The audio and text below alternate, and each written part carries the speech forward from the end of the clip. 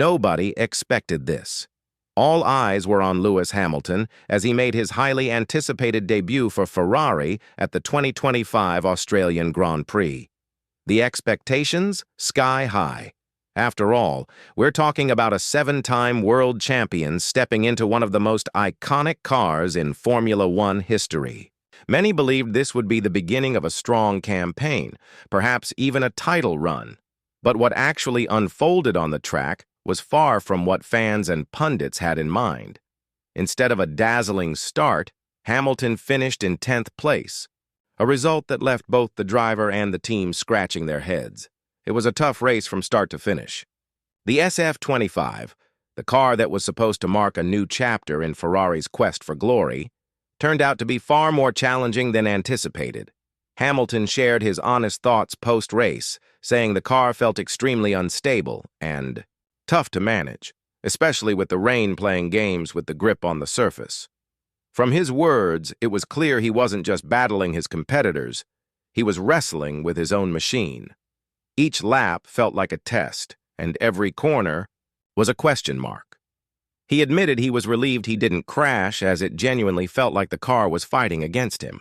That kind of comment from someone with Hamilton's experience speaks volumes. One of the biggest issues he pointed out was the unpredictable handling and weak steering feedback. This wasn't the kind of control he was used to. Coming from Mercedes, where precision and balance were second nature, Hamilton found himself having to relearn things. It wasn't just about driving a new car, it was about adapting to a whole new technical mindset, a different race approach, and new surroundings. Hamilton didn't shy away from highlighting just how steep the learning curve has been since making the switch. Beyond the car's odd behavior, there were technical elements that added to the challenge. He explained that the power delivery felt unusual and adapting to a different engine system required more effort than expected. Adjustments in throttle, response, braking balance, and even gear timings were still unfamiliar. For someone so used to the Mercedes layout, these differences made the race feel like a first-time experience all over again. He noted that everything from car settings to strategic calls was different from what he'd been used to over the years. Finding consistency and flow in such an environment takes time. "There's a lot I still need to get comfortable with," Hamilton shared. That statement summed up not just the race, but also his early days at Ferrari. One key moment in the race that turned into a serious setback was the team's call to stay out on dry tires when the rain had already begun affecting grip. While some teams were quick to switch to intermediate tires, Ferrari held on to the gamble a bit longer. The result? Hamilton lost crucial positions before finally making the switch. It was a move that didn't pay off, and it cost them valuable track time. Hamilton admitted that the call significantly impacted his overall result. He understood the idea behind the risk, hoping the rain would pass quickly. But unfortunately, it didn't. That decision made a noticeable difference in how the race unfolded for him. The damage was already done by the time the tires were changed. Despite the difficulties, Hamilton didn't sound defeated. While disappointed, he kept a positive outlook, focusing on what could be improved. He said there's still time to turn things around and emphasized that better understanding of the car, combined with more informed decisions, could lead to stronger performances in the races ahead. After the race, motorsport analysts quickly pointed to Ferrari's decision-making as a critical error. One well-known commentator, Karun Chandhok, was particularly vocal. He believed that the Italian squad misread the weather situation completely. According to him, their hesitation to switch tires in time wasn't just a small mistake. It changed the entire shape of the race. Rain wasn't just a passing drizzle, it intensified. And by the time Ferrari reacted, the advantage was long gone. Chandhok mentioned that Hamilton had already warned the team via radio, letting them know that the track surface was becoming too risky for dry compounds. But those warnings weren't acted upon quickly. Instead, the team continued to hope the conditions would stabilize. They didn't. and that hesitation cost them several places, not just for Hamilton, but in terms of valuable race strategy credibility. That decision didn't just affect Hamilton's final standing, it also raised questions about Ferrari's confidence in making quick calls under pressure. For a team that's aiming to go head-to-head with Red Bull and McLaren, these kinds of hesitations can be costly in the long run. At this level, even a delay of 1 or 2 laps in strategy can make the difference between a podium finish and scraping for points. Chandok further commented that Hamilton didn't come to Ferrari just to finish 10th and collect a single point. His move was about chasing victories and possibly another title. And if Ferrari aims to match the pace and precision of top rivals, they'll need more than just a fast car. Sharp decision-making will be just as important. What was meant to be a strong first impression ended up being a reminder that the road ahead will require more than just optimism. It will demand bold calls, better execution, and a sharper understanding of real-time race conditions.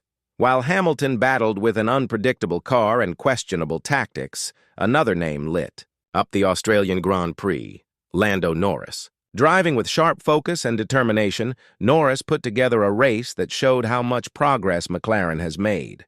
Starting strong and holding his position under constant pressure, he eventually took the top spot on the podium. It wasn't an easy win. For a large portion of the race, Max Verstappen stayed right behind him, creating pressure at every corner. But Norris didn't crack. He kept his lines clean and made smart decisions, especially when the weather shifted. Where other teams hesitated, McLaren acted decisively. Their choice to pit at the right time made a huge difference, allowing Norris to maintain control when the track became slippery. After the race, Norris mentioned how intense it was having Verstappen right on his tail for most of the laps. But he also credited his team for learning from last season's issues. In the past, McLaren had made a few missteps in strategy and execution. This time, though, their approach was sharp, and everything clicked into place when it mattered most. This victory wasn't just about one race. It hinted at something bigger. It showed that McLaren's upgrades and hard work during the off-season have paid off. The car looked balanced, quick, and well-suited for the changing conditions. It's clear that McLaren isn't just filling the grid, they're aiming to be a real threat to the usual front-runners. While one star was rising, another faced a sudden setback. Verstappen, who had been racing well early on, faced a mechanical issue around lap 35. His Red Bull lost power briefly, and in a race where every second counts, that drop cost him the lead. Though he managed to recover to finish third, it wasn't the result he was hoping for. The excitement around Lewis Hamilton's first official race with Ferrari in the 2025 Formula One season was sky high. Fans and experts alike had expected a strong start from the 7-time world champion at the Australian Grand Prix. With a legendary name like Ferrari behind him and his wealth of experience, many thought this would be a perfect blend of talent and machinery. But the reality was far from the dream debut people had envisioned. Hamilton could only finish in 10th place, a result that raised more questions than answers. It wasn't just the result that caught attention, but how the race unfolded for him. His car seemed unbalanced, tough to handle, and uncomfortable in varying track conditions. Rain made the race trickier, and instead of charging toward the front, Hamilton spent most of the race defending his position. He later admitted that the car, the SF-25, gave him a rough time throughout the race. During a post-race interview, he shared that driving the car in those changing conditions was more difficult than he expected. It wasn't just about performance, it was about staying safe and avoiding any major mistakes. "It was much harder than I thought," he said, visibly frustrated. "The car kept wanting to slide out. I was just happy I didn't put it in the wall." What made things worse was the car's behavior in corners. He described every turn as a fight, a constant battle just to keep the car on track. Even steering inputs didn't give him the feedback he was used to. For someone of Hamilton's caliber to be struggling this much in a debut shows that something in the system wasn't right. It wasn't just a bad day at the office. It was a warning that the road ahead might not be easy. Now, the question isn't whether Hamilton has what it takes. That's never been in doubt. The real question is, can Ferrari give him a car and strategy good enough to compete with the likes of Red Bull and McLaren? Or is this rocky start a preview of a difficult season ahead?